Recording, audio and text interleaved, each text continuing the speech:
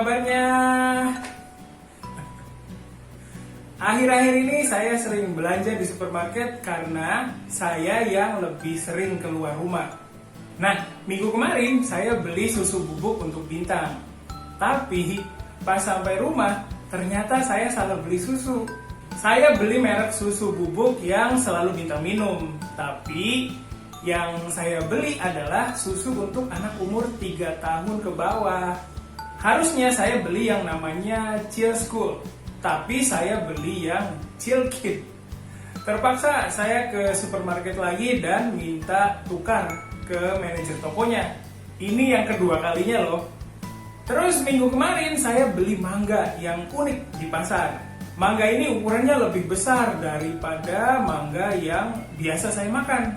Kata tukang buah, mangga ini mangga dari Brazil. Saya beli mangga itu karena mau coba.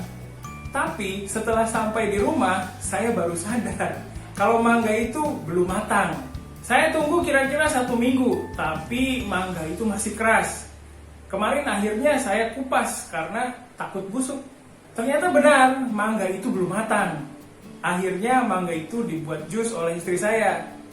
Dia pakai susu kental supaya rasanya jadi manis. Minggu kemarin istri saya buat bolu pisang. Waktu pertama kali buat, istri saya pikir dia gagal. Tapi waktu saya coba, saya suka banget dengan tekstur bolu itu. Teksturnya lembab dan rasa pisangnya kuat. Waktu saya bilang kalau bolunya enak, istri saya nggak percaya. Dia pikir saya cuma mau buat hatinya senang saja. Waktu bolu itu udah habis, saya minta istri untuk buat bolu yang sama. Waktu itu dia masih nggak percaya dan tanya, "Kamu beneran suka bolu buatan saya?" Terus saya jawab, "Iya, saya suka banget." Saya bilang bolunya kayak bolu yang ada di kafe. Oke, itu tadi catatan harian saya minggu kemarin. Minggu kemarin, orang yang kena virus corona di Indonesia ada sekitar 808.000 orang. 3 kali lipat jumlah di Jepang ya. Virus ini sudah ada vaksinnya dan pemerintah Indonesia juga sudah dapat vaksin ini. Katanya proses vaksinasi untuk masyarakat Indonesia sudah dimulai dari bulan Januari ini.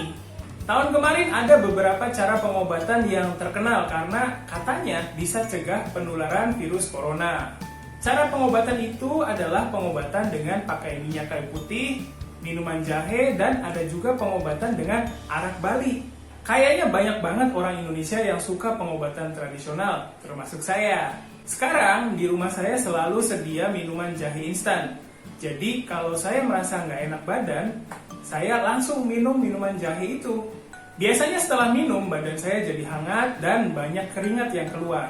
Minuman jahe ini adalah salah satu jenis minuman jamu.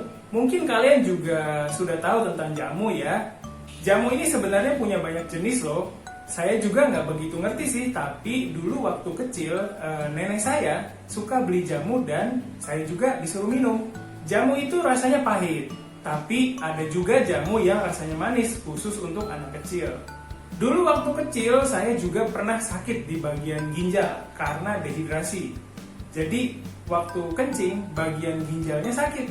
Nah, waktu itu bapak saya panaskan 1 lembar genteng di atas kompor. Terus setelah itu, genteng itu dibawa ke kamar mandi dan saya disuruh kencing ke arah genteng panas itu. Waktu gentengnya saya kencingi, keluar banyak asap yang bau. Saya kaget. Tapi begitu selesai, rasa sakit saya hilang. Sampai sekarang saya kadang suka ingat hal itu dan bingung. Kenapa sakit di ginjal saya bisa sembuh dengan cara seperti itu?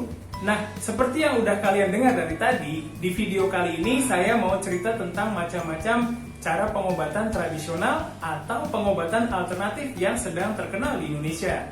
Pertama adalah pengobatan alternatif dengan menggunakan alat khusus. Alat yang dipakai untuk pengobatan ini ada macam-macam. Ada yang dibuat sendiri oleh pemilik tempat pengobatannya, ada juga yang memang dijual umum di pasaran. Contoh pengobatan yang pakai alat adalah pengobatan dengan cara bekam. Inti dari pengobatan ini adalah menyedot darah kotor dari satu titik di permukaan kulit pasien. Dulu saya pernah juga coba pengobatan ini. Dulu saya disedot di bagian punggung, leher, dan dahi. Setelah pengobatannya selesai, di bagian kulit yang disedot jadi warna merah. Dan karena itu saya jadi malu banget. Banyak teman kerja saya yang ketawa lihat ada merah di dahi saya. Kayaknya pengobatan ini juga ada di daerah Tiongkok ya. Alat yang dipakai adalah semacam gelas dengan alat yang bisa kunci udara di bagian tengahnya. Ada juga tempat pengobatan yang pakai tanduk binatang sebagai alat penyedot. Tanduk yang dipakai biasanya tanduk sapi. Di sekitar rumah saya ada pengobatan yang pakai alat khusus namanya alat terapi fisik Gondo. Alat ini katanya terbuat dari stainless steel dan bentuknya seperti tongkat. Ada bagian seperti rollernya juga untuk memijat pasien. Katanya bagian roller itu akan keluarkan panas waktu dipakai memijat.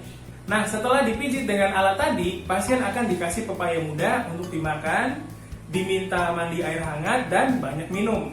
Katanya itu bagian dari terapi supaya penyakitnya cepat sembuh. Pengobatan ini pertama jadi terkenal sekitar 10 tahun yang lalu. Dulu banyak orang yang antri untuk diobati, tapi sekarang kayaknya nggak seramai dulu.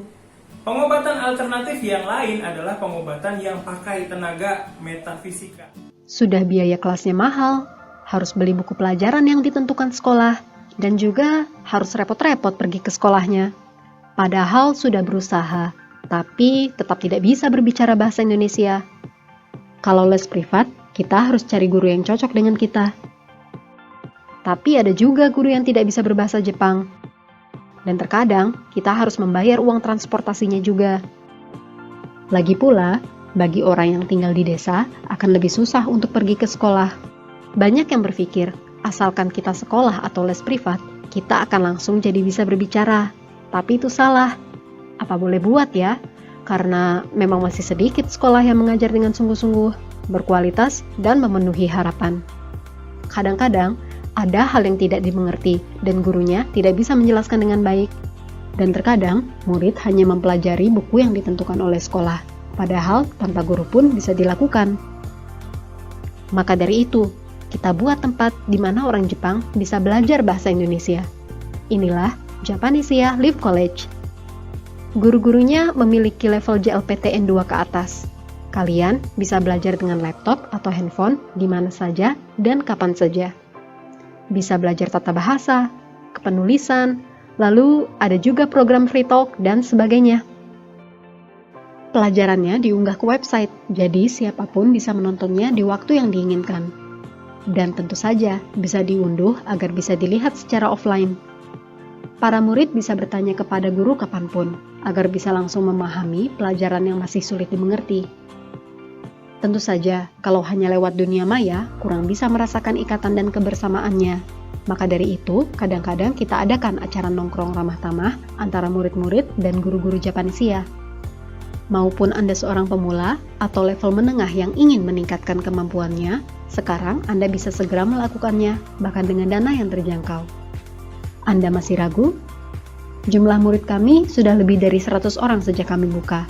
Silahkan cek website kami ya.